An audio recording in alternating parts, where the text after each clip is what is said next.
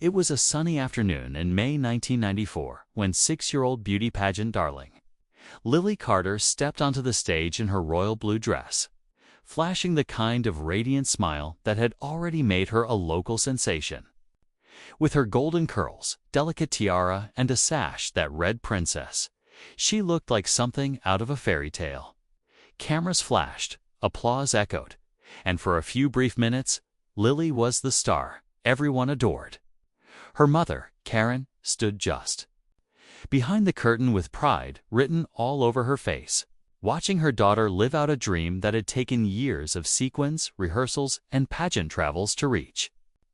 But that would be the last day anyone saw Lily Carter in public. The next morning, everything changed. Lily was gone, vanished without a trace from her suburban home in Springfield, Illinois. There were no signs of forced entry, no unusual noise in the night, and no ransom note left behind. One minute, she was a crowned pageant princess. The next, a face on every missing child poster across the Midwest. Her disappearance stunned the quiet neighborhood. For months, volunteers combed nearby woods, news vans lined the streets, and detectives knocked on doors, hoping for a clue that might explain what had happened to Lily. But the case went cold. And over the years, people slowly moved on. Everyone except Karen. Lily's mother never gave up hope. She kept her daughter's room just the way it had been that spring night, bright, pink, full of dolls and trophies. She still decorated it. Every birthday still hung stockings for Lily at Christmas, still lit a candle in the window every night. Karen swore she could feel Lily's presence in the house. That maybe, just maybe, her little girl would walk through the door again someday. But time has a way of dulling even the sharpest memories. And as 3 long years passed, Lily Carter's name became another sad story buried beneath headlines and forgotten promises. That was until the attic door creaked open. In 1997, the Carter family finally decided to move. Karen, emotionally exhausted, agreed it was time for a fresh start. As movers began packing boxes and dismantling furniture, someone finally ventured into the attic, a place rarely visited over the years. It was dark, musty, filled with old toys, storage bins, and holiday decorations. But tucked in a corner behind a stack of cardboard boxes was something no one expected: a pink Hello Kitty cereal bowl. Inside it, the remnants of long-spoiled cereal, gray, green, and almost fossilized, and next to it, a plastic spoon. It looked oddly recent, untouched by dust like the rest of the attic. There was something deeply unsettling about the sight. Of it at first, it seemed like a strange coincidence, maybe just an old childhood relic left behind during play. But Karen didn't remember ever letting Lily play up there. In fact, she was sure the attic was always kept locked. Questions began swirling again. Why was the cereal still there? Why hadn't it been discovered during the early searches? And most importantly, who had been up there? The attic was re-examined, this time with fresh eyes. A faint stain on the wooden floor, scratches near the base of the wall. And in one of the nearby boxes, old toys that Karen swore had been kept. In Lily's bedroom, each of them that should never have made their way to the attic. Slowly, a new, disturbing theory began to form. Someone had hidden in that attic. And maybe, just maybe, Lily had been much closer than anyone had ever imagined. The discovery sent shockwaves through the family. Police were called in to reinvestigate. Forensics teams took samples from the bowl, the spoon, the floorboards. Karen was overwhelmed by a haunting mix of hope and dread. Had her daughter been held captive in her own home? Had someone been living under their roof without them ever knowing?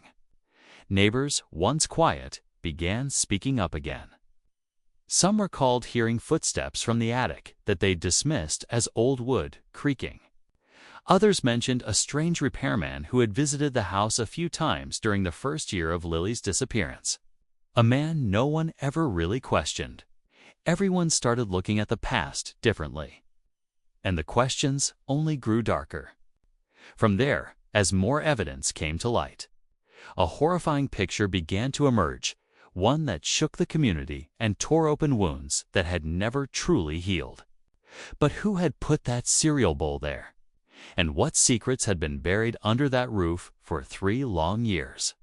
This is the story of a beautiful child who vanished in plain sight, a mystery that refused to stay hidden, and the eerie clue that finally forced everyone to look a little closer. A pink cereal bowl, left behind like a whisper in the attic, was all it took to bring Lily Carter's name back into the headlines, and with it, a trail of secrets that no one was prepared to face.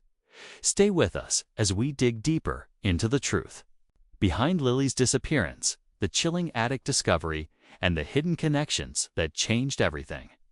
Because what happened in that house may be far more disturbing than anyone ever imagined. And the story is only just beginning.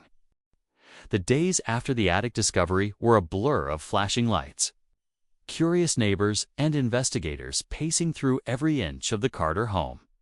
Karen sat silently in the living room, staring at a framed photo of Lily from her last pageant.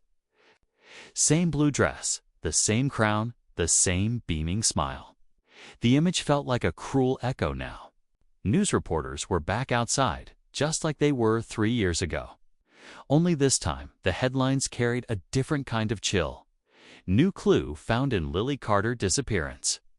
Karen hadn't expected to be thrown back into the nightmare. But deep down, she had always known the story wasn't over. Detectives reopened the case with a new focus. They took photographs of the attic from every angle. The cereal bowl was placed into an evidence bag, and the toys were cataloged one by one. Forensic experts took samples from under the floorboards, the walls, even the air vents. They were looking for anything that could point to who might have been their Rand. When one of the toys, a small stuffed bear with a missing eye, was particularly unsettling to Karen. It had been Lily's favorite. She swore it had gone missing days before her daughter disappeared. Now, somehow, it had reappeared in the attic, nestled among boxes Karen never packed. Investigators interviewed the original search team from 1994. Back then, the attic hadn't been thoroughly searched. They'd assumed it was sealed off and inaccessible. The old wooden ladder had been tucked away, and the hatch was stiff, requiring force to open. At the time, their focus was outward parks, wooded areas, neighbors' houses. No one thought to look directly above. That oversight now looked like a devastating mistake, one that might have changed everything. Meanwhile, whispers spread through the community. People remembered small things, strange moments they had brushed off in the chaos. One neighbor mentioned hearing a muffled voice late at night, sometime. In 1995, another recalled a flicker of light from the attic window, that Noma cisterns should have been covered with insulation. But no one had spoken up then. Everyone assumed grief had made Karen paranoid. Now, people weren't so sure. Karen's mind became a storm of memories and questions. She replayed the days before Lily vanished. Had there been signs she missed? That week, Lily had been quieter, clinging more than usual, asking if she could sleep in her mom's room. Karen had chalked it up to nerves from the pageant, but now she wondered if her daughter had seen or heard something that frightened her. Could Lily have known someone was already in the house? The thought made Karen's skin crawl. Investigators dug deeper into the Carter family's past. They examined home maintenance records, repair visits, and any strangers who might have had access to the property around the time of Lily's disappearance. One name surfaced more than once: a handyman named Victor, hired briefly in early 1994 to fix attic insulation and reinforce a leaking pipe near the roof. His file didn't raise immediate red flags, but he had never returned after his initial visit, and his contact information was outdated. That alone might have seemed minor if it weren't for a scribbled note found in one of Karen's kitchen drawers. Victor, attic corner beams, Tuesday. Karen didn't remember writing it, but the handwriting was hers. Police began trying to track Victor down.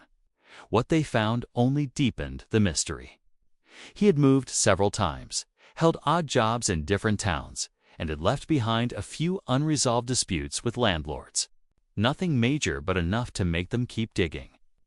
As his name lingered in the air, Karen started to remember other things, small, seemingly unimportant interactions. The way he had asked too many questions about Lily's room. The way he lingered in the hallway, looking at the family portraits.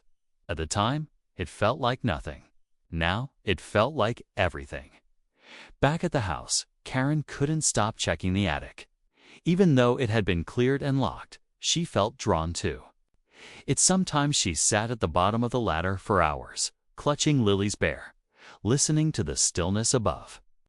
The silence was heavier now. Not the silence of an empty room, but the kind that feels like it's hiding something. She began having trouble sleeping again, waking in the night, convinced she heard faint footsteps. The creaking above her head had returned. Lily's father, Mark, who had been estranged from Karen since the early months of the investigation, returned after hearing the news. Their reunion was difficult. Years of blame and guilt hung between them. Mark had tried to move on, believing the police when they said the trail had gone cold. But now, seeing the attic, hearing the theories, he was filled with regret. They sat together in the kitchen one night, trying to piece together anything they'd overlooked. That's when Mark mentioned something Karen had forgotten. Shortly after Victor's visit, Lily had started drawing odd pictures, sketches of small rooms, ladders, a girl looking out from a tiny window. At the time, they had praised her imagination, even hung some of them on the fridge. But now, those drawings felt like they carried a message no one understood. Karen searched through Lily's old things until she found them.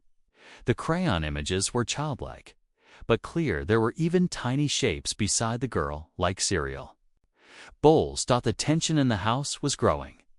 The attic wasn't just a physical space anymore, was a symbol of something hidden, something unfinished. Karen became obsessed with understanding what had happened. She called old friends, neighbors, anyone who might remember a detail she had missed. Most couldn't help. But one woman, an older neighbor named Mrs. Delaney, remembered something strange. She recalled a night in late 1994, months after Lily vanished. She had seen a figure moving behind the upstairs window around 2 a.m. It had startled her because the house was supposed to be empty. At the time, she assumed it was Karen pacing with grief, but now she wasn't so sure. The figure had seemed small. Like a child, every new piece of information pointed to one possibility, one that was too disturbing to say out loud. If Lily had been in the attic even for a short time, how had no one known? Had someone been sneaking her food, hiding her, manipulating her into silence? And more terrifying still, where did she go after the bowl was left behind? The unanswered questions grew heavier with each passing day. Investigators were now chasing leads across state lines, trying to find Victor, trying to match any trace DNA to the cereal bowl and toys. But the truth still hovered just out of reach. It was all too close and too far at the same time. The Carter home, once filled with laughter and song, had become a quiet shell of unanswered stories. And the attic, sealed once again, remained the coldest room of all, not just because of the draft from the roof, but because of the secrets it might still be keeping. And so, the question remains, was Lily really up there? And if she was, who put her there and why? Stay with us, because what's coming next will change everything you thought you knew. As the investigation deepened, so did the sense that everyone had missed something important. The pink cereal bowl had become more than just a strange relic. It was now at the heart of a growing theory that Lily hadn't been taken far, but had been hidden right there in her own home for an unknown period of time. The idea disturbed everyone, especially those who had once searched the property top to bottom. The guilt was unbearable. Officers who had combed the house recalled being told the attic wasn't accessible. They had trusted that information. Now, it felt like that trust might have cost them the only chance to save Lily. Forensic results came back slowly, frustratingly delayed by lab backlogs and red tape. But what they did reveal only raised more questions. The moldy cereal was found to contain traces of a sedative commonly used in children's medications, but present in unusual concentration. The spoon held a partial fingerprint, but it wasn't a clear match. What disturbed investigators most was the presence of long, blonde hair tangled at the bottom of the bowl consistent with Lily's. It suggested one thing: she had eaten that cereal. But no one could say when, or why Karen spent her days pacing between Lily's room and the attic stairs. Sometimes she stood at the hatch and just stared upward. She started writing in an old journal against something she had done during the first year of Lily's disappearance. This time, though, the entries read like questions to her daughter. Did you ever scream? Did you hear me calling? Were you scared? Karen was haunted not just by what might have happened, but by the idea that Lily had been so close, yet unreachable. Mark, now staying in the guest room, had his own regrets. He had pushed hard for Karen to move on back then. He had urged her to sell the house, to let go of hope. Now, he sat in the garage every night, drinking coffee and staring at old VHS tapes of Lily's pageants. Not just for comfort, but for clues. He watched one frame again, and again Lily on stage, smiling, waving, but then glancing off to the side. Expression flickering for a brief moment. Mark zoomed in. There was a man in the shadows, near the curtain. Too far to make out clearly. But something about the posture felt familiar. He froze the frame, took a photo, and brought it to the detectives the next morning. They didn't say much, but they took it seriously. Meanwhile, the search for Victor continued. Police tracked down a former coworker who claimed Victor had lived in his basement for a while after losing his apartment. He said Victor was quiet, kept to himself, and had a habit of drawing floor plans in a little sketchbook. When asked why, the man shrugged. He said he liked knowing how houses worked, said it made him feel safe. But then he added something else. Once Victor had spoken about a little girl. Not in a creepy way, the man insisted, more like someone who missed someone. He said she used to sing through the walls, the man recalled. I didn't know what he meant. Thought he was just weird. The detectives returned to the Carter home with a warrant for another search, this time using ground penetrating radar. They scanned the walls, the floorboards, every inch of the attic, and the upstairs rooms. What they found wasn't a body or a hidden door, but something else. A narrow crawl space behind the insulation, barely wide enough for a small child. It led to an air duct system that connected directly to the hallway near Lily's bedroom.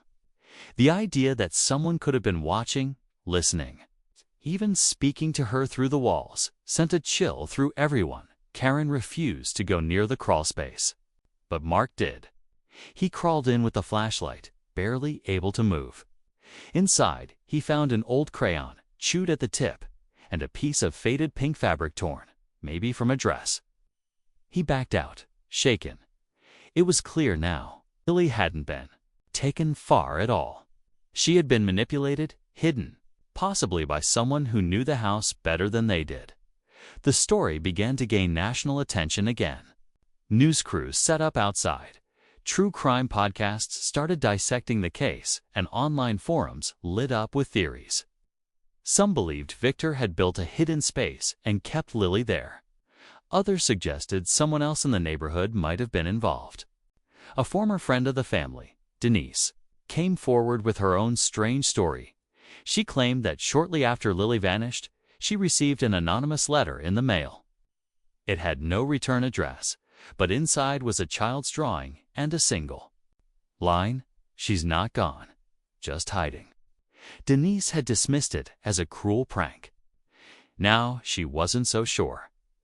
The police pressed for answers, expanded their investigation. They began looking into other families in the area, checking for similar missing children reports or strange activity. What they found was unsettling. Just 6 blocks away, in 1992, another young girl named Emily had reported seeing a man in her closet.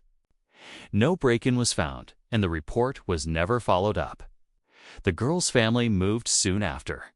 That same year, Victor had been working in homes all throughout the area.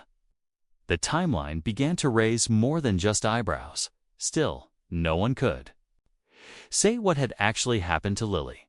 If she had been hidden in that house by Victor or someone else, how had she left? Did she escape? Was she taken somewhere else? Or worse, had something happened in those final attic days that no one had the heart to imagine? Karen began to dream about the cereal bowl. In her sleep, she saw Lily sitting alone in the attic, legs crossed, holding the pink bowl in her lap. Her eyes were sad, but calm. She didn't speak, just stared, as if waiting. Karen always woke before the dream ended, as the attic search reached its 3rd week. One officer noticed something else, odd, a faint outline on the inside of one of the wooden beams, almost like writing rubbed away over time.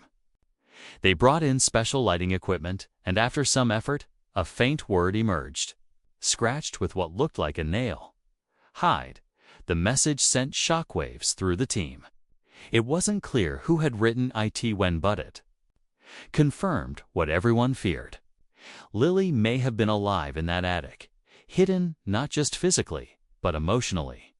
Perhaps manipulated into thinking she needed to stay silent. Perhaps too scared to come out. Perhaps someone had told her to wait there until it was safe. And maybe that moment never came. And so the mystery deepens. Who made Lily hide? Who fed her cereal laced with sedatives? And if she was so close all along, how could she disappear again without anyone noticing? The house remains under investigation. Karen and Mark wait, torn between hope and heartbreak. And the attic stands, silent once more, holding the answers no one has yet found. Because something happened in that house. Something real. Something no one is ready to say out loud. Not yet. The house felt different now, colder, quieter, as if it knew the truth was getting close. Karen moved through it like a shadow, barely speaking, barely eating.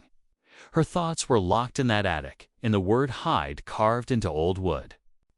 In the cereal bowl that should have been a harmless memory of childhood, but now seemed like a silent scream.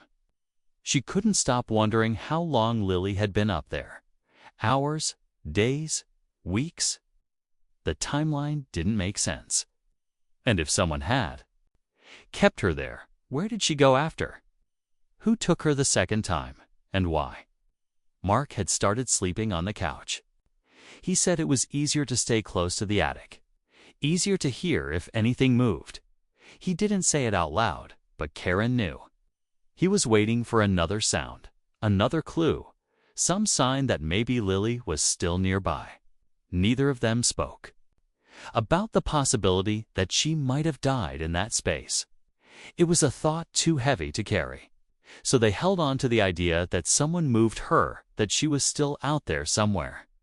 The investigation took a sharp turn when one of the officers uncovered an old complaint filed in a nearby town.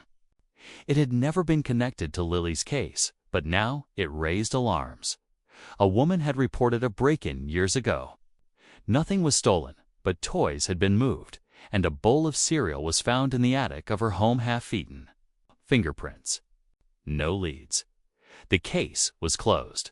The woman had described hearing soft humming late at night. She didn't have kids. That same week, another tip came in. A man claimed he saw a girl matching Lily's description in 1995 at a truck stop 3 hours from Springfield. He was a janitor then, cleaning the restrooms at night. He remembered the girl because she looked scared, thin, and wore a pageant sash. He thought it was odd, He'd reported it to a highway patrol officer, but no one followed up. Records confirmed a brief missing child report was made that same night, but it was listed as a false alarm. The girl had vanished before anyone could speak to her. The new leads pushed detectives to re-interview past suspects and revisit overlooked evidence. Victor, the handyman, was now the center of their search. They finally found a trailer he had lived in years ago, deep in rural Missouri. It was long abandoned. Inside, they found children's clothes, dusty photo clippings from beauty pageants. And in one drawer, a spiral notebook filled with sketches of floor plans, most of them attics, crawl spaces, and air ducts. On the last page was a crude drawing of the Carter home. The attic was circled in red dot. Karen was told not to see the notebook. But one of the detectives, quietly sympathetic, showed her a scanned copy of a different page. It wasn't a drawing. It was writing. Repetitive lines, almost like a chant. She's better hidden. She's safer. Quiet. She's not ready. The handwriting was tight and erratic, but something about it felt familiar. Karen realized it was almost identical too. A note she had once found in Lily's bedroom, back when she was 5. She had thought Lily had scribbled it herself. But now she wondered, what if she'd been copying someone? What if someone had been coaching her? The detectives couldn't confirm Victor's current location. There were rumors he had died, others that he was living off-grid. But his trail had gone cold, just like Lily's once did. Still, his presence was everywhere now. The house, the drawings, the attic, he'd mapped it all. Someone had gone to great lengths to keep Lily hidden. But why? And for how long? Tensions inside the Carter home were building. Karen and Mark barely spoke, except when necessary. They were both too afraid of what might come next. Too afraid that the truth would either destroy them or change everything. One night, Karen finally climbed into the attic alone. She sat beside the space where the bowl had been found, wrapped in Lily's old blanket, and just listened. The house creaked, distant cars passed, but nothing else. She whispered Lily's name into the dark. No response.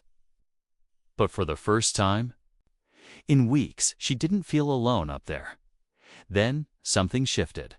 A few days later, a letter arrived at the house. No return address, no postmark. Inside was a folded piece of paper and a photo. The paper read only one line. "You stopped listening." She didn't. The photo was grainy, but unmistakable. Lit showed a child, blonde, crouched near what looked like a vent.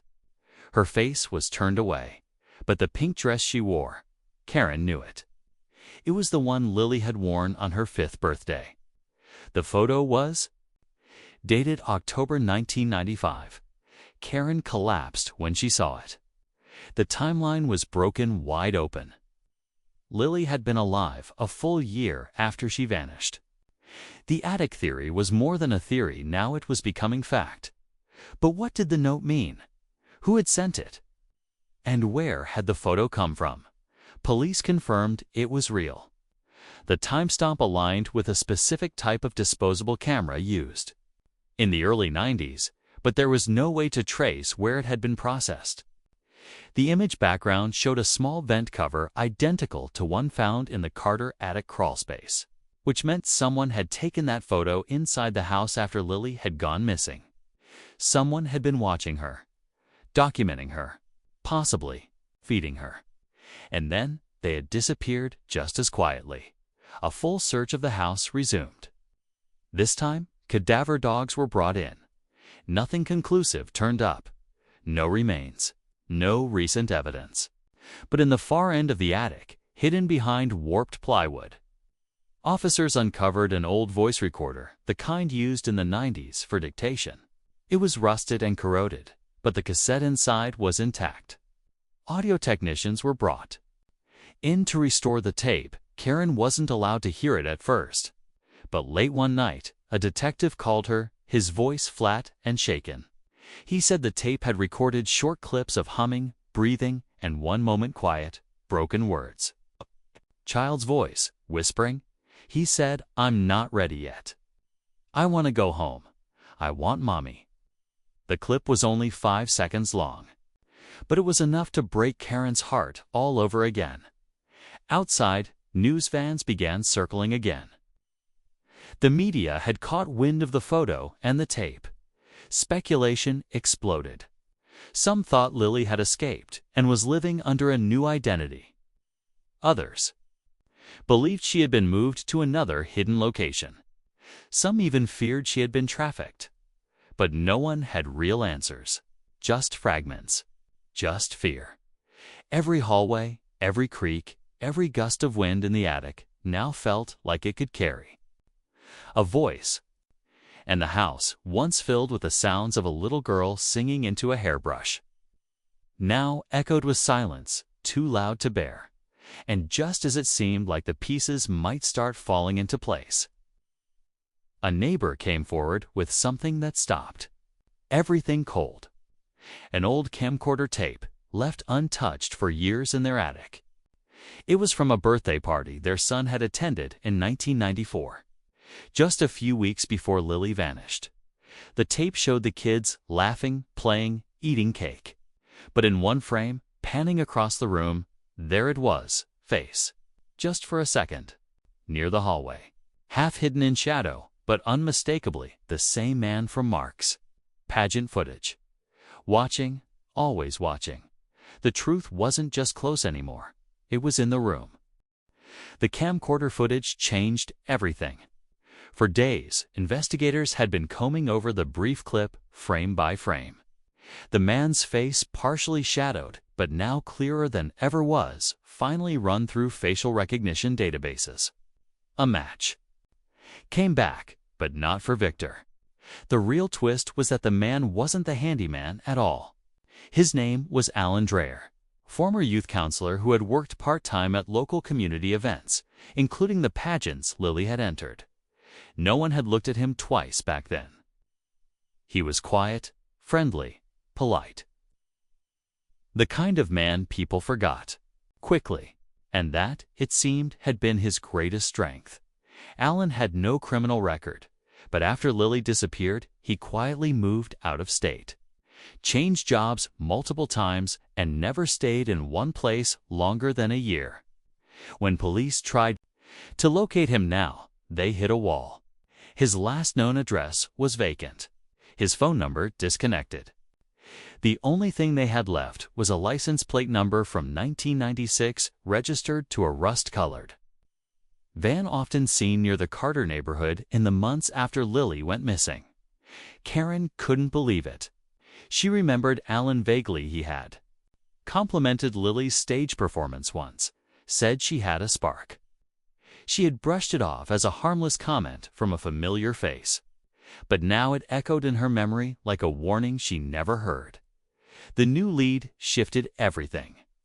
Victor, the original suspect, may have known the house's layout and could still be involved somehow, but Alan had been inside their lives too. In plain sight, the theory forming now was even more terrifying. What if Victor had helped create the hiding space, but Alan had used it? Investigators began tracking Alan's digital footprint. It led to an old email account linked to a forgotten blog under a fake name. What they found sent chills through the entire team.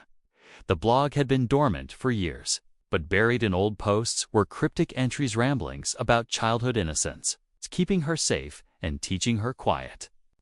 One entry, dated October 1995, read simply, "She still hums when she eats.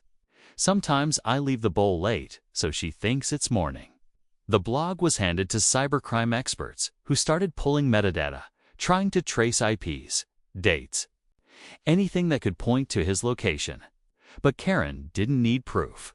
She knew, deep down, the voice on the cassette wasn't just a child being hidden. It was Lily, and someone had been twisting her world into something unrecognizable as the police scrambled to find Alan. Another bombshell dropped.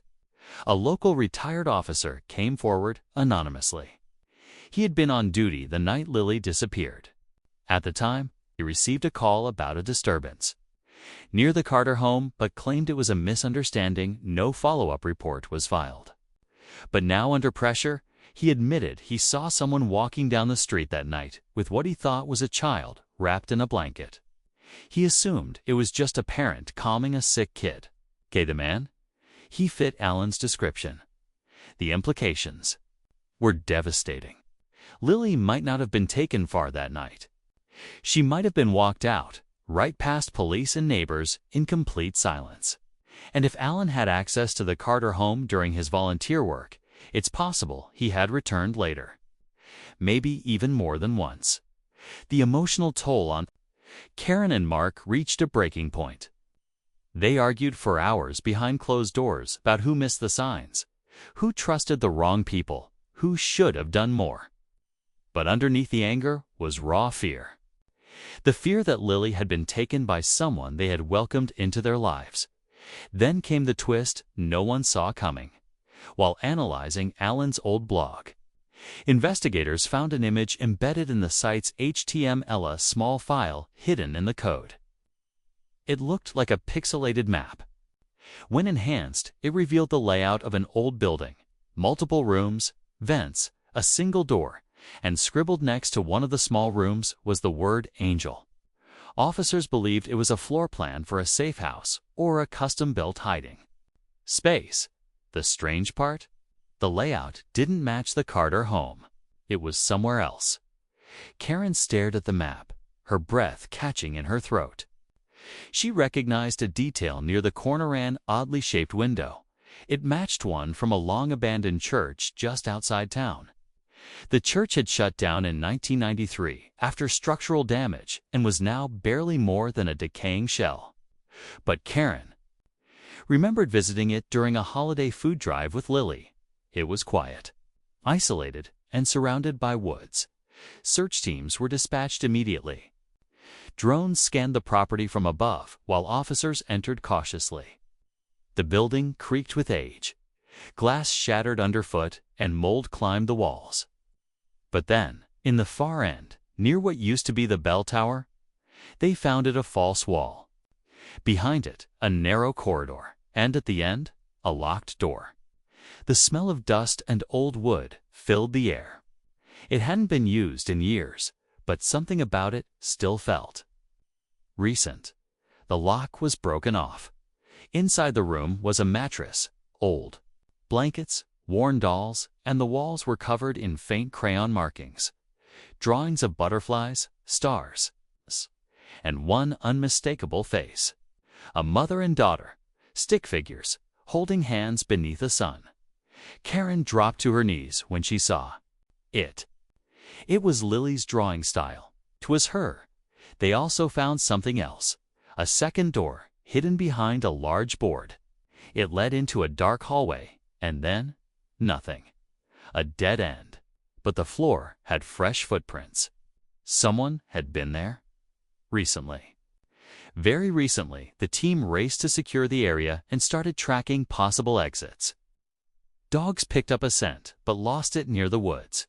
There were signs someone had fled on foot, fast.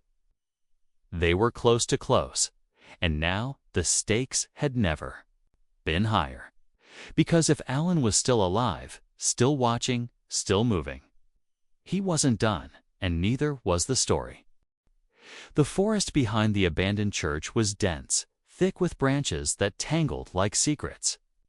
Officers moved through in a tight line, flashlights sweeping the undergrowth, hoping to catch a glimpse of movement, anything. The footprints in the old chapel hadn't been more than an hour old. Whoever had been hiding there had escaped just before they arrived. The scent dogs had followed the trail as far as a clearing, where fresh tire tracks cut through the mud. A car had been waiting. Alan was gone again. Karen stood at the edge of the trees, staring into the darkness.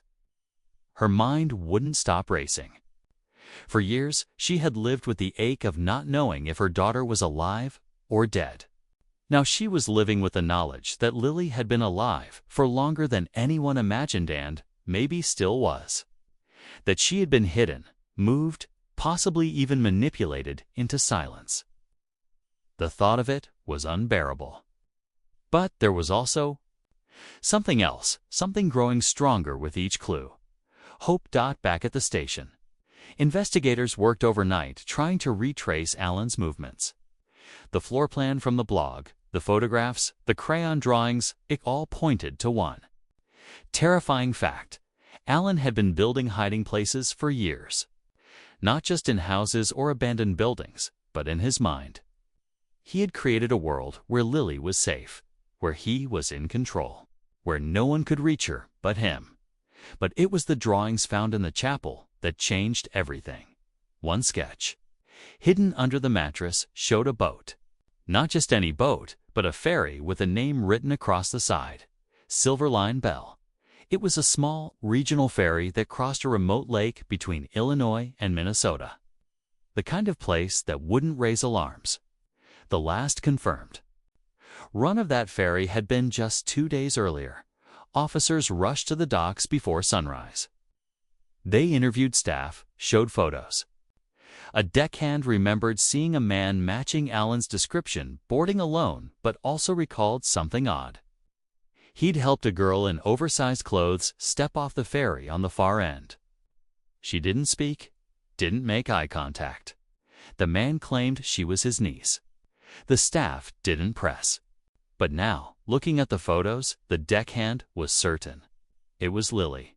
A statewide alert was issued, and roadblocks were set up near every route heading north. Patrols were instructed not to approach the suspect, but to report immediately if spotted. Meanwhile, Karen and Mark waited in silence, sitting side by side for the first time in days, holding hands like they used to. It was as if time had rewound. Both scared, both hoping. Hours passed. Then came the call. A car matching the description had been spotted at a rest stop near the Minnesota border. Unmarked units moved in slowly, surrounding the area.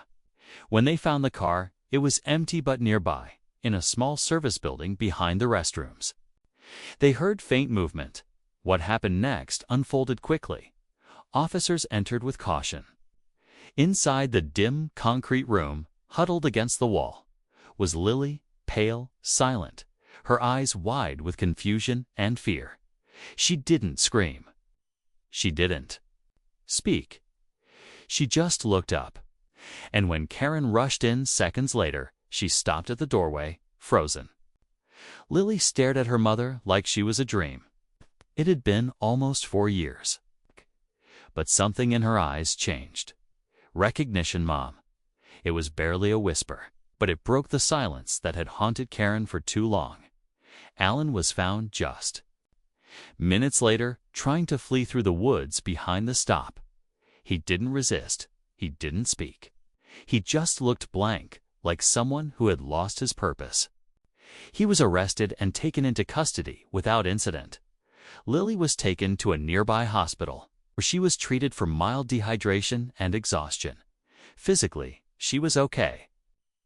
But mentally, doctors said she would need time. Her world had been shaped by fear and control. She had been hidden, taught not to speak, convinced the outside world was dangerous. It would take patience and care to help her rebuild. But she was alive. Karen stayed by her side day and night. She brought Lily's old bear to the hospital, the one they found in the attic, and watched her daughter curl up with it like nothing had changed. In those moments, Karen realized how much had been lost, but also how much had been saved. Mark joined them, and together they started this slow process of healing. The case of Lily Carter made national headlines again. The image of her walking out of the hospital, hand in hand with her parents, brought tears to millions. Reporters flooded the story with questions. Why hadn't she tried to escape? Why hadn't anyone seen her? But Karen had learned not all answers come easy. Some stories don't make perfect sense. They just leave scars. Alan was later charged with multiple counts, including kidnapping, unlawful imprisonment, and endangerment. He never gave a full statement. But during one interview, he reportedly said, "She was safest with me. I kept her hidden so the world couldn't hurt her." But that wasn't the twist. 2 months after Lily was found, while organizing old boxes for a fundraising event to help missing children. Karen found something strange in a sealed envelope tucked inside an old bookcase. It was a photo of Lily in the attic, but this time she wasn't alone. There was another child, a boy, same age, dark hair, faint smile. And on the back of the photo, in the same handwriting from the blog, were the words, "She wasn't the first." Karen froze. There was no record of another missing child linked to Alan. No clues about the boy. But the evidence was real. And so the story wasn't just about Lily anymore. It was bigger, deeper. The truth had been revealed, but another mystery had quietly stepped into the light. One that suggested the past held more secrets than anyone had imagined. And the attic, once thought to hold only one tragic story, now whispered of others still waiting to be found. For weeks after the photo of the unknown boy surfaced, Karen couldn't sleep. It had taken everything in her to bring Lily back, to help her daughter start healing, to breathe again after years of silence and waiting. But now the quiet had returned, not the kind that brought peace, but the kind that hinted something was still unfinished. That boy in the attic photo, his faint smile, his shadow in Lily's past, it haunted her. The police opened a second investigation immediately. They ran the image through every missing child database available. No immediate match. The boy wasn't in the system. No alerts, no parents searching. The lead detective explained that sometimes children fall through the cracks, especially in the early 90s. Maybe he was never reported missing. Maybe he didn't have anyone. Or maybe he had been taken so young no one even knew to look. But the evidence was real. He had been in that attic. That meant Alan had done this before. Lily wasn't the beginning of the story. Just the first. One who made it out. Karen took the photo to Lily one afternoon in the garden behind the recovery center. The sun was soft on her daughter's shoulders as she colored quietly in a notebook. Lily's hair had grown longer again. She was eating well, speaking more. Some days were better than others, but she was slowly coming back to life. Karen hesitated before showing her the picture. She didn't want to reopen wounds, but Lily looked at it and stared for a long time. "I remember him," she said quietly. "He was nice. He gave me the bear when I cried." Karen's chest tightened. "Do you know his name?" Lily shook her head. "Alan called him Mouse. He didn't talk much. He left before I did." That was all she remembered. All. She was ready to say, but it was enough.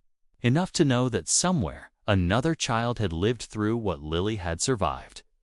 Maybe more than one.